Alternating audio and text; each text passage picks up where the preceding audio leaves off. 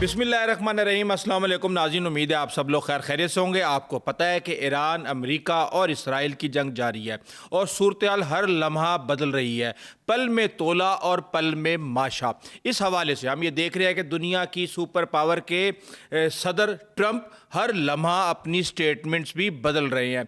इस वक्त जो चीज़ मौजूए बहस बनी हुई है वो ये है कि क्या तमाम तर इक़दामात करने के बावजूद, 10,000 अहदाफ को निशाना बनाने के बावजूद दुनिया की मईशत और दुनिया का दबाव इस वक्त अमेरिका पर बढ़ रहा है। और लगता यह है कि ईरान इस वक्त जहाँ वहाँ पर तबाही मच रही है, लेकिन मुज़ाकरात की टेबल पर उसको आने के लिए कोई जल्दी नहीं है।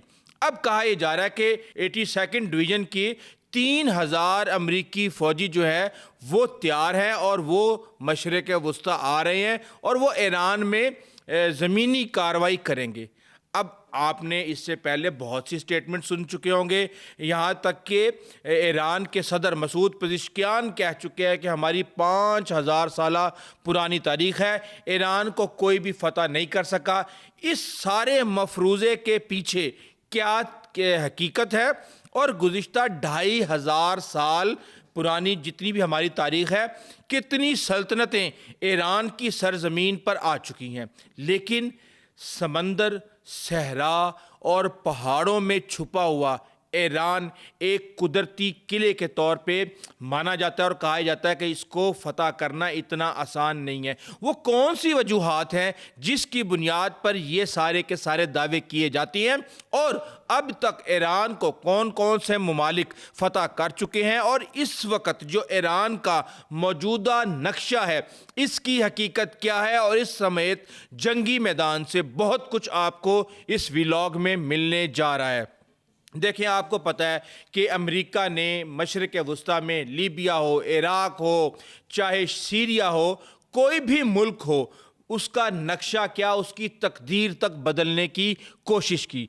लेकिन इस सब के दरमियान अब हम ये देख रहे हैं कि ईरान के किले में दरार डालने के लिए 27 दिन से इसराइल और अमेरिका मुसलसल बमबारी कर रहे हैं और अपनी ताकत का मुजाहरा कर रहे हैं। लेकिन अब देखने वाले ये कह रहे हैं कि ये जो ताकत है ये बग़ैर किसी विजन की है। अब सामने आती हैं कि फ़ौजें ईरान में उतारी जाएंगी।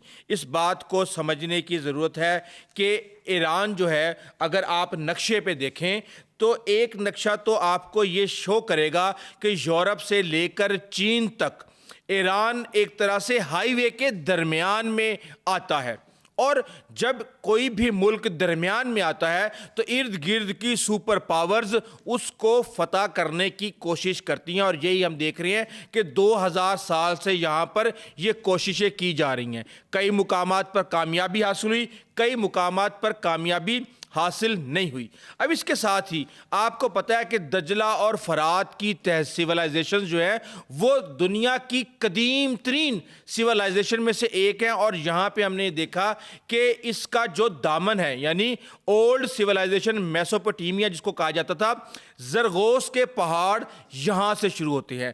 मेसोपोटामिया बेसिकली इराक़ के इलाके में आता है, और जब हम ईरान के नक्शे को उठाकर देखते हैं तो हमें ये पता चलता है कि ऊपर आज़रबाईजान से लेके तुर्की के साथ और फिर इराक़ के साथ और फिर पूरे खलीज फारस से लेके आबनाए हम्स तक जो माउंटेन ज़ेग्रोस है, यानी ज़ेग्रोस के जो पहाड़ है, ये पहाड़ वहाँ पे आते हैं और तुर्की और इराक़ के साथ इसका बॉर्डर मिलता है।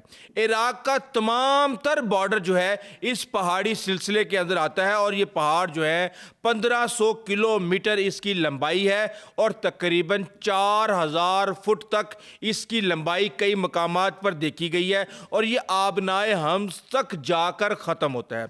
इसके साथ ही हम ये देख रहे हैं कि जो शमाल में अलबर्ज के पहाड़ हैं। अब एक चीज़ आपको समझने की ज़रूरत है कि इराक़ से जिसने भी शामिल होना, अभी मैं आपको बताऊंगा कि जो 15 से 20 हमले ईरान पर माजी में हो चुके हैं, जो हमला आवर थे वो किन रास्तों से आए, लेकिन جو شمال میں البرز پہاڑ ہے یہ ایران کا سب سے اونچا پہاڑی سلسلہ مانا جاتا ہے. 5,910 میٹر کی بلندی اس کی ہے. اور ہم یہ دیکھتے ہیں کہ اس کے دوسری طرف، ایک طرف تو تہران ہے اور دوسری طرف ہم یہ دیکھتے ہیں کہ کیسپین سی اور آذربائیجان کی سرحد وہاں تک پھیلی ہوئی ہیں. اب اس کے ساتھ جب ہم تیسری سائڈ پہ آتے ہیں تو وہاں پہ ہمیں پتہ چلتا ہے کہ پہاڑوں کا ایک بڑا جال. اب پاکستان اور افغانستان کی سرحد کا تو آپ کو پتہ ہوگا کہ کس طرح پہاڑی علاقہ ہے. افغانستان کو آج تک سلطنتوں کا قبرستان اس لیے کہا جاتا ہے کیونکہ اس کے زیادہ تر علاقے پہاڑوں میں چھپے ہوئے ہیں اور لوگ پہاڑوں میں چھپ کے گوریلا وار کرتے ہیں. تو یہاں پر اگر ہم دیکھیں افغانستان اور پاکستان، یہاں پہ بھی ان کا پہاڑی سلسلہ کوہ ہندو کش تک ملا ہوا ہے. لیکن اس کے ساتھ ہی جب ہم آتے ہیں خلیج فارس پر تو ہمیں یہ پتہ چلتا ہے کہ یہ پورے کا پورا جو سمندری بیلٹ ہے، یہاں پہ 1.5 کلومیٹر اونچے پہاڑ پوری بیلٹ کے ساتھ موجود ہیں. اور یہ بھی وہی پہاڑ یعنی کہ زگرس پہاڑی سلسلہ جو ہے یہ یہاں تک آ رہا ہے اور یہ اندر یعنی ایران کے اندر 250 کلومیٹر اندر تک جاتا ہے. یعنی کہ ایران کو فتح کرنا کوئی عام معاملہ نہیں ہے. یہ کسی بھی سپر پاور کے لیے ایک نائٹ میئر ثابت ہو سکتا ہے. اس کے ساتھ ہی ہم یہ دیکھ رہے ہیں کہ جب ہم اسٹریٹ آف ہارموز پر آتے ہیں تو پورے کے پورے خلیج فارس کی جو ایک سائیڈ یعنی اوپر والی سائیڈ ہے وہ ایران کی سرحد ہے، جبکہ نچلی سطح پہ 7 ممالک آتے ہیں جس میں عراق بھی ہے، کویت بھی ہے، سعودی عرب، بحرین، قطر، UAE، یہ سارے کے سارے عمان سمیت یہ خلیج فارس کے جو داخلی راستے ہیں ان پر ان کی سرحدیں بنتی ہیں.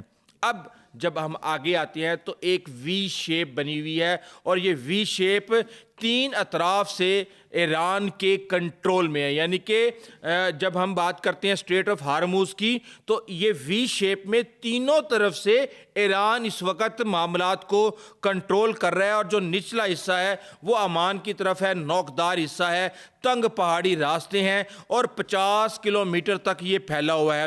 اس مقام پر ایران کے لیے اسٹریٹ آف ہارموز کو بند کرنا بہت ہی آسان کام ہے. یہی وجہ ہے کہ ایران اس وقت بڑی کامیابی کے ساتھ اسٹریٹ آف ہارموز کو بند کیے ہوئے ہے. یہاں تک کہ ایران کی پارلیمنٹ میں ایک بل پاس ہونے کے لیے آ رہا ہے جس کے مطابق اسٹریٹ آف ہارموز سے گزرنے والے ہر جہاز سے یعنی کہ ٹول ٹیکس لیا جائے گا. تو آپ اندازہ لگا سکتے ہیں کہ کیا حالات ہیں. صرف ایک اسٹریٹ آف ہارموز کی وجہ سے پوری دنیا پر اس وقت انتہائی پریشر ہے کیونکہ یہاں سے دنیا کا 20% تیل اور 90% قدر کی LNG یہاں سے گزرتی ہے. دنیا کی معیشت کا 5% انحصار جو ہے وہ اسٹریٹ آف ہارموز پہ ہے. اور کہا جاتا ہے جو 2025 میں عالمی معیشت کی جو مالیت تھی وہ $120 ٹریلین تھی اور 5% اگر ہم نکالتے ہیں تو 6,000 ارب ڈالر بنتے ہیں جو کہ اسٹریٹ آف ہارموز سے بند ہونے کی وجہ سے اس وقت متاثر ہوئے ہیں. لیکن اس کے ساتھ ہی میں آپ کو بتا دوں کہ 2 راستے ہیں. اگر آپ اس میپ کو دیکھیں پاتھس آف ایرانین انویژن تو یہاں پہ ہم یہ دیکھتے ہیں کہ ایک راستہ تو ہے عراق کی طرف سے. ابھی میں آپ کو بتاؤں گا کہ کون کون سی سلطنتیں ایران کو فتح کر چکی ہیں. نہ صرف فتح کر چکی ہیں بلکہ کئی سال وہاں پہ حکومتیں بھی کر چکی ہیں. اب اس سائڈ سے یعنی عراق میسوپوٹیمیا والی سائڈ سے ہم دیکھتے ہیں کہ اکاد، اسیریا، گریکس، عرب، برٹش یہ سارے یہاں پہ جا کے قبضہ کر چکے ہیں، وہاں پہ حملہ کر چکے ہیں، کنٹرول کر چکے ہیں. اس کے ساتھ ہم اب اوپر سینٹرل ایشیا والی سائڈ سے جب ہم دیکھتے ہیں تو وہاں سے پارتھینز آئے، وہاں سے غزنوی آیا، وہاں سے سلجوق آئے، وہاں سے خوارزمی آئے، وہاں سے منگول آئے، انہوں نے بڑی تباہی مچائی وہاں پہ. اس کے بعد وہاں پہ تیمور آیا، تیموریز آئے اور اس کے ساتھ ہی سوویت یونین یہاں پہ آ چکی ہے. اب انسان کے ذہن میں آتا ہے کہ اس وقت جو موجودہ نقشہ ہے ایران کا یہ کب تیار کیا گیا، تو میں آپ کو بتا دوں کہ 1804 سے لے کے 1828 تک روس نے ایران پر نہ صرف حملے کیے بلکہ اس کے بہت سے علاقوں پر قبضہ بھی کیا، اور اس وقت قاجار سلطنت تھی ایران کے اندر، اور روس کے ساتھ ان کی کئی ٹریٹیز بھی ہوئیں، اور اس ٹریٹیز کی صورت میں آذربائیجان، آرمینیا اور جارجیا جو کہ پہلے ایران کا حصہ تھا وہ ایران سے تقسیم ہو گئے۔ اس کے بعد ہم یہ دیکھتے ہیں کہ شمالی نقشے کے اوپر اگر نظر ڈالی جائے تو 19ویں صدی میں برطانیہ نے ٹریٹی آف پیرس کیا، جس کے بعد افغانستان میں موجودہ ہرات جو ہے وہ ایران سے الگ ہو گیا۔ اس کے ساتھ ہمیں دیکھتے ہیں کہ 1925 میں رضا شاہ پہلوی کے بعد یہاں پہ سرحدوں کی ایک جو جدید اس وقت نقشہ ہے اس کی فٹنگ کی گئی اور اس کو وہاں پہ مضبوط کیا گیا۔ اب جو بڑی فتوحات ہیں، سکندر اعظم نے 330 قبل مسیح میں ایران پر قبضہ کیا۔ عرب حضرت عمر کے بارے میں کہا جاتا ہے کہ انہوں نے یہاں پہ فتوحات حاصل کی اور 7ویں صدی کے اندر یہ سب کچھ ہوا۔ پھر منگولوں نے یہاں پہ 13ویں صدی کے اندر یہاں پہ سب سے تباہ کن حملے کیے، اور تیمور لنگ جو ہے وہ 14ویں صدی میں یہاں پر آیا، اور 5 اس کے ساتھ کہا جاتا ہے کہ افغان ہوتکی بھی جو ہے یہاں پہ 18ویں صدی کے اندر عارضی قبضہ کر چکے ہیں، اور 5 بڑی فتوحات یہاں پہ ہو چکی ہیں۔ اس کے ساتھ جب ہم آگے جاتے ہیں تو پتہ یہ چلتا ہے کہ جناب درجنوں حملے کیے گئے، یعنی کہ 5ویں صدی سے لے کے 10ویں صدی تک رومی یہاں پر حملہ کرتے رہے، ناکام رہے اور ایران کو فتح نہ کر سکے۔ پھر بازنطینی سلطنت نے مسلسل جنگیں کی، کوئی فتح حاصل نہ کر سکے۔ عثمانی سلطنت نے بھی پوری کوشش کی لیکن سرحدی لڑائیاں، مگر ایران وہاں پر موجود رہا اور برقرار رہا۔ برطانیہ نے اپنا اثر و رسوخ تو قائم کر لیا، کنٹرول بھی کر لیا، مگر وہ قبضہ نہیں کر سکا۔ صدام حسین نے 8 سال جنگ لڑی اور اس کے بعد اس کو یہ پتہ چلا کہ اس کا جو بارڈر ہے ایران کا، اس کو پار کرنا کوئی آسان کام نہیں ہے۔ تو اس کے ساتھ ہی پھر ہم یہ دیکھتے ہیں کہ ایران میں کون کون حکمران رہ چکا ہے۔ دیکھیں یہاں پہ بہت سی سلطنتیں آئیں۔ ایک تو ہخامنشی کی سلطنت تھی، یہاں پہ آپ کے سامنے میپس چل رہے ہوں گے کہ کس کس دور کے اندر کون کون سی سلطنت یہاں پر قائم رہ چکی ہے۔ پھر پارتھینز اشکانی یہاں پہ موجود رہے، پھر ساسانی یہاں پہ اپنی سلطنت قائم کیے ہوئے تھے، اور صفوید بھی یہاں پر موجود رہے، اور انہوں نے یہ مقامی تھے، بہت مضبوط تھے اور طویل مدت تک انہوں نے یہاں پر حکمرانی کی۔ اس کے ساتھ ہی پھر ہمیں پتہ چلتا ہے کہ غیر فارسی بھی یہاں پر آئے، جن میں یونان، الیگزینڈر دی گریٹ یہاں پہ فتح حاصل کرنے میں کامیاب ہوئے۔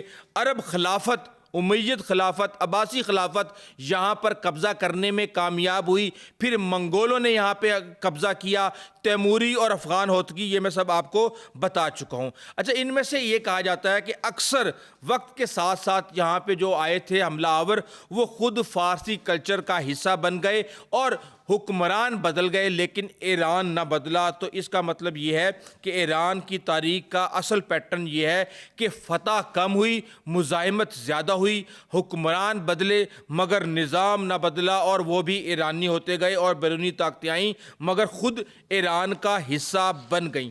اب اس ساری صورتحال کے اندر ہم یہ دیکھ رہے ہیں کہ جو موجودہ سپر پاور ہے امریکہ، وہ اپنا زور لگا رہی ہے۔ 1 مہینہ ختم ہونے والا ہے لیکن ان کو کوئی بھی حل نہیں مل رہا۔ پاکستان ان مذاکرات کے اندر اپنا ایک اہم کردار ادا کر رہا ہے، لیکن اب جو بیانات آ رہے ہیں IRGC کی طرف سے بیان بازی کی جا رہی ہے کہ جزیرے پر حملہ کیا تو امریکی فوجیوں کو پکڑ لیں گے، یہ ایران کو اس سے کوئی خطرہ نہیں ہے بلکہ یہ ایران کے لیے ایک بہت بڑا موقع ہے، واشنگٹن کے لیے یہ ایک سیاسی رسوائی کا وجہ بن جائے گا اور زمینی آپریشن ایران کے حق میں ہوگا۔ امریکی نقصانات واشنگٹن میں سیاسی بحران کی وجہ بن سکتے ہیں، اور اس طرح کے بہت سے بیانات دیے جا رہے ہیں کہ ہم تیار ہیں، آپ آئیں اور آ کر حملہ کریں۔ اور اس کے ساتھ ہی ہم یہ دیکھ رہے ہیں کہ ایک طرف ایران یہ دعویٰ کر رہا ہے کہ اس نے USS ابراہم لنکن کو پسپا کر دیا ہے، بھاگنے پر مجبور کر دیا ہے، اور یہ امریکہ کی تاریخی شکست ہے۔ آپریشنل جہاز جو ہے وہ آپریشنلی غیر مؤثر ہو چکا ہے، اور مسلم امہ کو اب امریکہ پر اعتماد نہ کرنے کے بارے میں ایران تلقین کر رہا ہے، اور یہ کہہ رہا ہے کہ امریکہ اب کمزور ہو چکا ہے، صرف کاغذی شیر ہے، اور خطے میں سیکیورٹی فراہم کرنے کی جو امریکی صلاحیت ہے اس پر بھی اب ایران سوال اٹھا رہا ہے، اور مسلم ممالک کو کہہ رہا ہے کہ اب آپ اتحاد کریں۔ جبکہ US سینٹ کام کی طرف سے یہ کہا جا رہا ہے کہ جو USS ابراہم لنکن ہے وہ بالکل آپریشنل ہے، حملے کر رہا ہے، 10,000 سے زیادہ اہداف کو نشانہ بنایا جا چکا ہے، اور اس سمیت بہت سی چیزیں آ رہی ہیں۔ اب ہم یہ دیکھ رہے ہیں کہ جو مذاکرات ہیں، ٹرمپ کی طرف سے کہا جاتا ہے کہ مذاکرات ہو رہے ہیں، بہت جلد آپ کو سرپرائز دیں گے، ہم یہ چاہتے ہیں کہ ان سے کسی بھی مذاکرات کر کے آبنائے حمص کو کھول دیا جائے۔ جبکہ دوسری طرف سے ایران کہتا ہے کہ ہم کوئی مذاکرات نہیں کر رہے، یہ کوئی مذاکرات ہیں، یہ کوئی شرائط ہیں۔ ہاں، یہ سب مان گئے ہیں کہ پاکستان کے تھرو امریکہ اور ایران ایک دوسرے سے اپنی شرائط اور میسیجز کا تبادلہ کر رہے ہیں، اور پاکستان یہ چاہتا ہے کہ یہ معاہدہ کسی بھی صورت ہو جائے، اور پاکستان کے لیے یہ ایک بہت بڑی فتح ہوگی اگر امریکہ اور ایران کی جنگ رکوا دیتے ہیں، اور پوری دنیا کے لیے یہ باعث فخر ہوگا کہ پاکستان نے یہ کارنامہ سر انجام دیا ہے۔ اور یہی وجہ ہے کہ ہمسائے میں دہلی میں اس وقت صف ماتم بچھا ہوا ہے، وہ اپنی اوقات سے باہر ہو چکے ہیں، بیڈ لینگویج یوز کر رہے ہیں۔ کہا یہ جا رہا ہے کہ جناب یہ تو ہم کسی بھی ملک کے اندر کوئی بھی انٹرفیرنس کر کے، کسی کے اعلیٰ کار بن کے ہم کیا کہتے ہیں دلال نہیں بنیں گے، ہم فلاں نہیں بنیں گے۔ تو بات یہ ہے کہ آپ کو یاد ہوگا کہ آج تو یقین آ جانا چاہیے کہ ایران اور اسرائیل کی 12 روزہ جنگ پاکستان نے رکوائی تھی۔ کیا اس وقت جب پورے ایران سے شکریہ پاکستان کے نعرے لگے تھے تو کیا وہ دلالی تھی؟ اس کے ساتھ ہی جب ٹرمپ نے بھارت اور پاکستان کی جنگ رکوائی، اور جب بھارت منتیں کرتا ہوا بھاگ کے گیا، جب اس کے 6-7 رافیل گر کے تباہ ہو گئے، تو کیا اس وقت ٹرمپ نے دلالی کی تھی؟ سوچنے کی بات ہے۔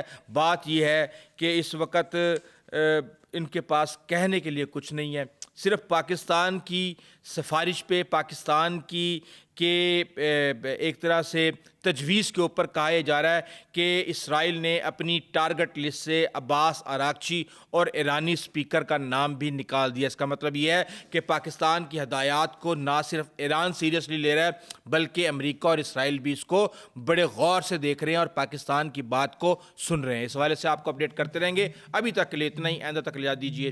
اللہ حافظ۔